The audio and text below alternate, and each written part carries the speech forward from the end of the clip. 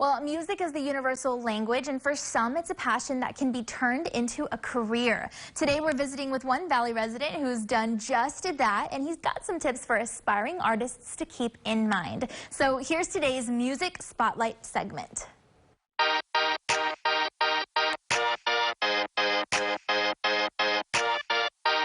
Good morning, my name's Kazer. I'm a singer-songwriter for a band, and I'm about to tell you a little bit about myself.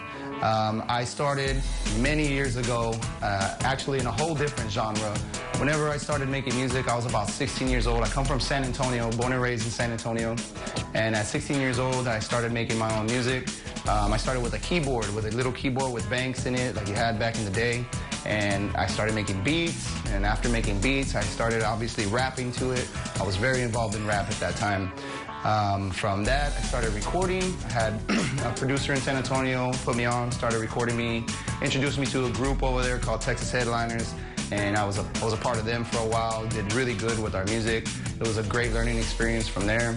I was about 16, 17 years old, and then when I turned 18 years old, I moved down here to the Valley. Coming to the Valley was a whole different experience for me, coming from a big city. It was a big change for me, big change. So I was brand new, I didn't know many people. So when I got down here, I was introduced to a lot of people and eventually met somebody who ended up becoming my producer, which is LD. He was a great dude. He showed me a lot about music, and he introduced me to a group that was currently being made called Vida. And that was maybe like in 2005, I want to say, maybe 2004. And we did great with G-Dub. We did a lot of music. Back then, when you would drop an album, your albums had about 18 songs on them. So we dropped multiple albums, making lots of music. We were one of the first groups in the Valley to do a lot of things like music videos.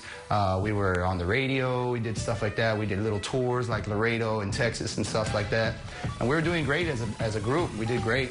After a while, you know, some of the group ended up separating, going their own ways. I stayed in the group as a solo artist, you know, doing my own thing, and I created something called Dolphins. And what Dolphins is, it was just like, you know, my own thing that we were doing. My producer was helping me put it together. We took Dolphins and I made an original album, a solo album that I did. I did mixtapes and stuff, and a little bit after that I picked up another artist, Young Ace, and we became the Dolphin Duo. You know, we were really known down here. We did lots of videos, we did shows everywhere. We did great. The chemistry was awesome. We did a lot of things together. We spent years together dropping multiple albums together, and it was awesome. You know, it was awesome. But after some time growing up, I think when I was turning maybe like 29, 30 years old, I did my last album, which ended up being like a Christian positive album that I dropped as my last rap album. And it was a very loved album, got a lot of love from it, but after that, I kind of started falling out of love with rap. I'm not hating on anybody that raps. I still like rap to listen to, but personally, me making rap, I don't really see myself doing that anymore. So I kind of fell out of love with it, and I left music completely. I sold my studio. I just stopped doing music, and I said, you know what, I'm not going to do music. I'm going to focus on other things. I created a small business of my own that I've been controlling and having. It's going very well still, and that's where I was focusing on for a while. So after like 2 years of not making any music, somebody once told me that music lives in your soul, and I feel like that's really true, because not doing music, you feel empty when you're a musician. When you're connected to music, you start feeling empty when you don't have music. And for those 2 years, I had that emptiness and I couldn't figure it out. And I wasn't ready to do rap anymore. I just wanted to be in touch with my music side still. So one day I decided to buy a guitar. I bought a guitar and I said, you know what, I'm gonna teach myself how to play. I didn't have anybody to teach me.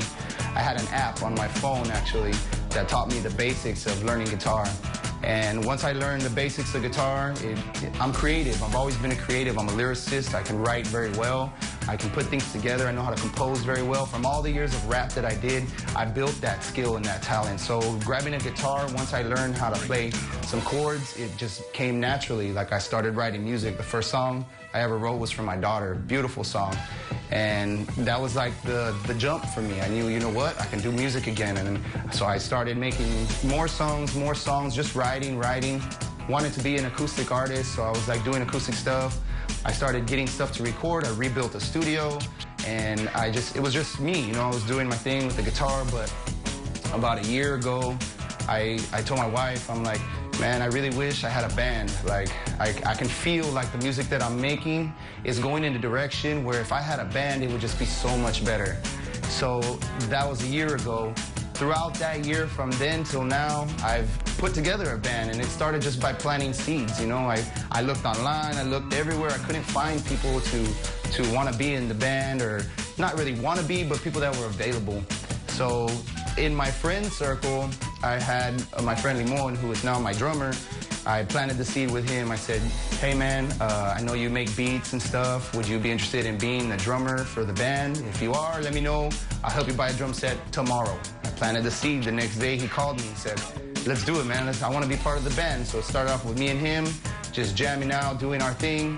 And then pretty soon after that, my friend Alex, he used to play bass a long time ago, he mentioned, so I gave him the opportunity. I said, hey man, if you would like to play bass, I have a bass you can use for now. Come jam out. He came, we jammed out, never left. He's been here ever since. So that was everybody until we had the last piece, which is Lando Valley. He's a lead guitarist. He was actually watching what we had been doing online. He really liked what we were doing. So he contacted me and said he would like to come and try out. And he came one day and it was magic. And since then, we've been practicing twice a week for 4 hours. We've been putting a lot of time and effort, a lot of money. Like, this genre is like a whole different thing from rap. I've spent more money in this genre than my whole rap career altogether, and I'm barely starting, and it's a whole different thing. It's a whole different learning process. Before, as rap, your mouth is your instrument, and now it's like, now it's not just my mouth, there's actual instruments. Learning to play and sing was ridiculous. It was hard, but we finally got through all that. Everything is going good with the band now. We're ready to do shows. We started our debuts. We're already booking. Everything's going well. We're finally on like Spotify and all that stuff. You know, you can find us if you look for us, but it's going really well. And now I can't wait to bring you guys the show that we've been putting together. And every time we do a show, it just gets better and better. And we're just excited to show you guys what we have now.